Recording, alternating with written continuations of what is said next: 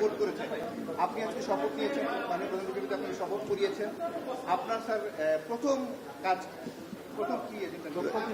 দেখেন, গত 2-3 দিন ধরেই তো বলছি, আপনারা তো গত 2-3 দিন ধরে আমার বাসায় গিয়ে আমাকে এগুলা জানতে চাচ্ছেন। ফার্স্ট অফ অল, শপথ যেটা নিয়েছি, এই শপথের সম্মানটা আমি রাখতে চাই। এই শপথ যা নিয়েছে এটাকে আমি সমুন্নত রাখতে চাই। যারা হয়তো আপনারা বলছেন যে আগে শপথ নিয়েছিল, শপথ ভঙ্গ করেছে, শপথ ভঙ্গ আমার আমি এটাকে একটা নিজের জীবনে একটা বড় অপরচুনিটি হিসেবে দেখছি। এই দায়িত্বটাকে opportunity to serve the nation. দেশের মানুষ ভোটাধিকার থেকে বঞ্চিত, তারা ফ্রি ফেয়ার একটা ইলেকশনের জন্য অনেক সংগ্রাম করেছে, অনেক আন্দোলন করেছে বিগত বছরগুলোতে, এবং অনেকে রক্ত দিয়েছে। আমি তাদেরকে একটা free fair and credible election দেওয়ার জন্য প্রতিশ্রুতিবদ্ধ, and I will do my best for that. এবং আমি ইনশাল্লাহ কনফিডেন্ট যে I will be able to deliver. আমার টিম আছে, I have a very efficient team of election commissioners who are around me now. তো ইনশাল্লাহ আমরা সবাই মিলে, আপনাদের সবার সহযোগিতা নিয়েই কিন্তু আমাকে করতে হবে। আমরা একা পারবো না, কিন্তু সহযোগিতা লাগবে, রাজনৈতিক দলগুলোর সহযোগিতা লাগবে, সবার সহযোগিতা নিয়ে ইনশাল্লাহ আমরা এই জাতিকে একটা free fair and credible election আমরা ইনশাল্লাহ উপহার দেব। এখন সংস্কার কমিশন কাজ করছে, সেই পর্যায়ে আপনারা কি এই কমিশনের সংস্কার কাজ শেষে না করবেন, নাকি আপনারা দেখবেন যে কি অবস্থা? দেখেন, সংস্কার একটা চলমান প্রক্রিয়া, কিন্তু একটা ইলেকশন করতে গেলে আমাকে তো কিছু এসেনশিয়াল সংস্কার তো লাগবে। ফর এক্সাম্পল, একদম ধরেন, এখন নানা রকম কথা হচ্ছে, কেউ বলছে প্রপোর্শনাল রিপ্রেজেন্টেশন, কেউ বলে যে first pass the post system, আগের সিস্টেমে ইলেকশন। এটা যদি আপনার কনস্টিটিউশনে যদি এটা যদি ফয়সালা না হয়, আমরা ইলেকশনটা করবো কিভাবে? এখন ইলেকশন করতে গেলে আমার যে ইয়াঙ্গার জেনারেশন, যারা ভোট দেওয়ার জন্য মুখিয়ে আছে বছরের পর বছর, তো তাদেরকে আমার তো ভোটার লিস্টে আনতে হবে। সুতরাং ভোটার লিস্ট করতে হবে, এবং maybe there will be some reforms needed here and there. এখন কোথায় কোথায় রিফর্মস দরকার হবে, ইন্টারভেনশন দরকার হবে, সেটা তো আমরা রেডিলি পাবো ইনশাল্লাহ, যেহেতু একটা রিফর্মস কমিশন কাজ করছে ইলেকশন কমিশনকে রিফর্ম করার জন্য।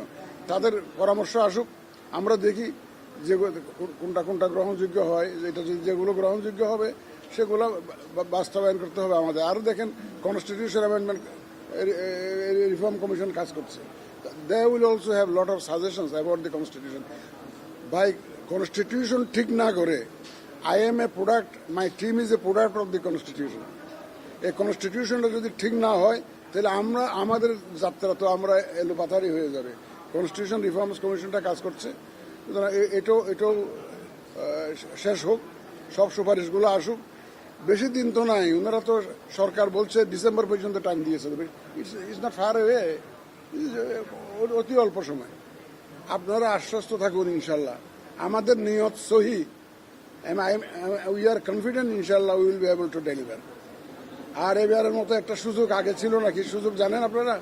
সেই সুযোগটা হচ্ছে, শুধু আমরা না, রাজনৈতিক দলগুলো যারা ইলেকশন করবেন, 15-16 বছর ধরে বলে আসতেছেন আমরা ভোটের অধিকার চাই, আমরা অবাধে ভোট দিতে চাই।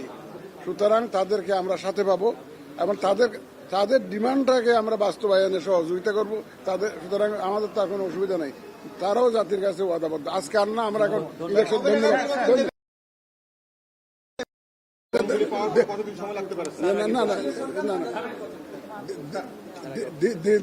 দিনক্ষণ দিয়ে তো এখন বলা যাবে না, দিনক্ষণ দিয়ে এটা এখন কিছু বলা যাবে না।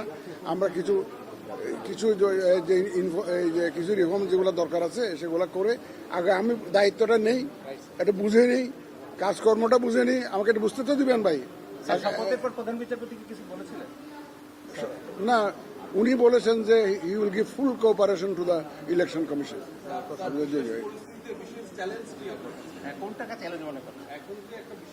আমার হতে পারে এরকম বিশেষ পরিস্থিতি আমার চাকরি জীবনে বহু আসছে, আমি তথ্য মন্ত্রণালয়ের সচিব ছিলাম, জ্বালানি মন্ত্রণালয়ের সচিব ছিলার, স্বাস্থ্য মন্ত্রণালয়ের সচিব ছিলাম। বহু চ্যালেঞ্জ দেখেছি এবং ইনশাল্লাহ সাকসেসফুলি মোকাবেলা করেছি। চ্যালেঞ্জ মোকাবেলা করার সাহস এবং অভিজ্ঞতা আমার আছে। সুতরাং আমি ইনশাল্লাহ যে কোনো ধরনের চ্যালেঞ্জ আসুক, সংশ্লিষ্ট সবাইকে নিয়ে ইনশাল্লাহ we will overcome those challenges. Thank you. Second question sir, একটা মিনিট। সংস্কার ক্ষেত্রে সংস্কার কমিশনের সুপারিশ আসা পর্যন্ত অপেক্ষা করবেন?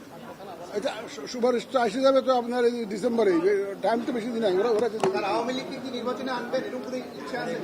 এটা it is premature for me two comment on this. অনেক বিতর্ক চলছে, বিতর্কের একটা ফয়সালা হোক, কিন্তু তাহলে আপনারাও দেখতে পাবেন যখন ফয়সালা হবে। চলো আমরা যাই, এখন পরে কথা হবে আপনাদের সাথে। আসসালামু আলাইকুম।